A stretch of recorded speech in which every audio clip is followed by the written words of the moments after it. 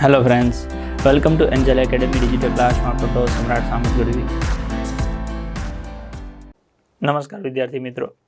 ફોરેસ્ટની પરીક્ષા આપી દીધેલ તમામ ઉમેદવારો, એમાંથી જેમનું 8 ગણા ઉમેદવારોમાં નામ આવ્યું છે એ લોકો ખૂબ રાજી હશે. અમુક લોકોને કદાચ દુઃખ થાય છે કે પરીક્ષા રદ થાય તો એવું કોઈ શક્યતા લાગતી નથી, એટલે ખોટી ચિંતા ન કરવી. જે મિત્રોનું મેરિટમાં નામ નથી આવ્યું એ લોકો ખૂબ વધારે ચિંતા કરે છે કે આટલા માર્ક્સ થયા છતાં પણ કેમ આવું થયું. તો ભરતી બોર્ડે હમણાં જ તે સરસ મજાની એક માહિતી તમારા સૌ મિત્રો માટે આપી છે. એમાં લખ્યું છે કે પ્રિય ઉમેદવાર મિત્રો, ફોરેસ્ટ ગાર્ડની પરીક્ષાના ઉમેદવારો માટે માર્ક્સ અને નોર્મલાઇઝ્ડ માર્ક એટલે નોર્મલાઇઝેશન થયા પછીના માર્ક્સ જોઈ શકે તેવી લિંક 6 ઓગસ્ટ સાંજે 5 વાગ્યાથી શરૂ કરવામાં આવશે. 823 ઉમેદવારોની પસંદગી કરવા 8 ગણાની PFT એટલે કે ફિઝિકલ ફિટનેસ ટ્રેનિંગ કદાચ હોઈ શકે. બાદ તરત 40 ગણા સુધીની PFT કરી શકાય. વિલંબ થયો છે પણ ધૈર્ય અને સંયમ રાખવા વિનંતી. ઓકે, આની પહેલાં મેં તમને કીધું હતું કે નોર્મલી 100 જણામાંથી 2 જણા સફળ થતા હોય છે, કેમ કે ફિઝિકલમાં દોડવું, ઊંચી કૂદ, લાંબી કૂદ, રસાચળ, પુલઅપ્સ આ બધું કરવું બધાના શક્યતા બહારની વસ્તુ છે. એટલે આગલા રિઝલ્ટના આધારે કહું છું કે 100માંથી લગભગ 2 છોકરાઓ સફળ થયા હોય. તો અહીંયા ઓછામાં ઓછા આ જે 6 આના જે 823 જણા લેવા છે, તો સામાન્ય રીતે ઓકે, જો 100એ 2 થતા હોય એટલે 2 પસંદ કરવા માટે 100ને લાવવા પડતા હોય તો 823 પસંદ કરવા કેટલા લાવવા પડે એવી એક નાનકડી ગણતરી કરીએ.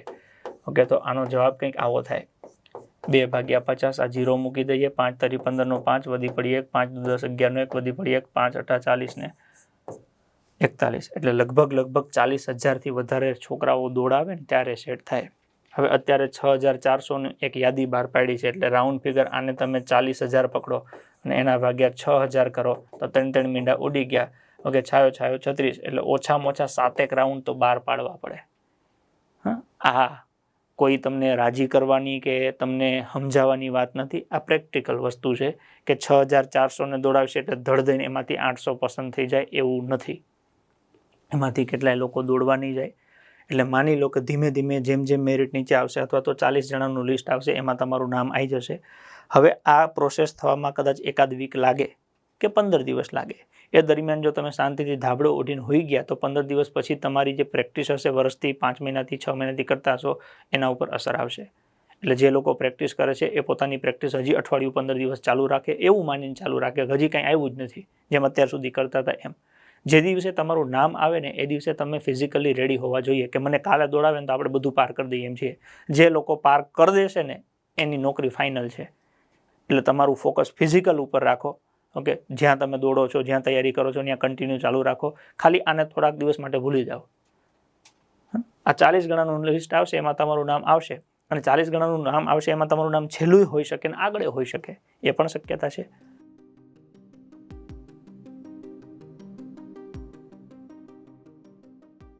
અત્યારે તમારું વિદ્યાર્થી તરીકેનું એક જ કામ છે કે ફિઝિકલ માટે તમે જે સમય ફાળવી શકતા હો એ ફાળવો. તમારી દોડ, લાંબો કૂદકો, ઊંચો કૂદકો, રસાચળ, ઓકે, પુલઅપ્સ, તમારાથી જે નથી થતું ને એમાં ટાઈમ આપો. થાય છે એની પ્રેક્ટિસ ચાલુ રાખો, નથી થતું એમાં વધારે મહેનત કરો. ટૂંકમાં તમારી પાસે ફિઝિકલમાં જેટલું માગે ને રેડી હોવું જોઈએ. પછી તમને ગમે ત્યારે બોલાવશે. આમાં 6 મહિના લાગે ને 8 મહિના લાગે, પણ એટલું યાદ રાખજો, સમય નહીં આપે. જ્યારે પણ બીજું લિસ્ટ પડશે કે બોલાવશે ત્યારે સમય નહીં આપે, તરત જ તમારા નામનું કોલ લેટર આવી જશે. એ વખતે તાત્કાલિક આ બધી વસ્તુ નહીં થાય. એટલે જેને વનરક્ષક બનવું છે, જેના માર્ક્સ ખૂબ સારા છે, અત્યારે પ્રેક્ટિસ ચાલુ રાખો. 40 ગણામાં કેટલા આવશે એ કહેવું થોડુંક અસમંજસ ભર્યું છે, પણ જે મિત્રોને 120 ઉપર પુરુષોને થાય છે અને બહેનોને 110 ઉપર થાય છે, મારી દ્રષ્ટિએ એ લોકોએ અત્યારે હાલ તૈયારી ચાલુ રખાય જ 100% રખાય જ. 120 ઉપર અને 110 ઉપર થતા હોય ભાઈઓને અને બહેનોને, એમને અત્યારે હાલ તૈયારી રખાય. બીજું કે માની લો કે આખા ગુજરાતમાં જેટલા લોકોએ પરીક્ષા આપી હશે, આ પરીક્ષામાં તો પહેલાં લેખિત હતી, એટલે જે મોટાભાગે કોન્સ્ટેબલ PSIની તૈયારી કરતો હોય કે વર્ગ 3ની તૈયારી કરતો હોય એ બધા વિદ્યાર્થીએ પરીક્ષા દીધી હોય. એમાં માની લો કે તમે 40 ગણામાં આવો છો, એનો મતલબ કે તમે ટોપના 40 ગણા છો, તો સામે પોલીસની પરીક્ષામાં તમારો ચાન્સ રહે. તો એમાં પણ તમારી તૈયારી ચાલુ રાખો અને જે ઘટતું ખૂટતું એ પૂરું કરી દો. કદાચ ફોરેસ્ટમાં ચાન્સ ન મળે તો કોન્સ્ટેબલ તમારું હાથમાંથી ન જવું જોઈએ. તમે સાબિત કરો છો કે તમે 40 ગણામાં આવ્યા, મતલબ કે તમે લાયક છો. હજી મહેનત વધારો, જેથી કરીને 40 ગણાની જગ્યાએ તમે 1 કે 2 ગણામાં લેવાના થાય તો એમાં પણ તમારું નામ આવી જાય, એટલે તમારી નોકરી કન્ફર્મ થઈ જાય. એટલે ફિઝિકલવાળા મિત્રો જેમને 120, 130, 40 થાય છે એ ફિઝિકલમાં તૈયારી ચાલુ રાખે, અને બાકીના મિત્રો કોન્સ્ટેબલની કે પીએસઆઈની તૈયારી કરતા હોય તો એમાં ફોકસ કરો.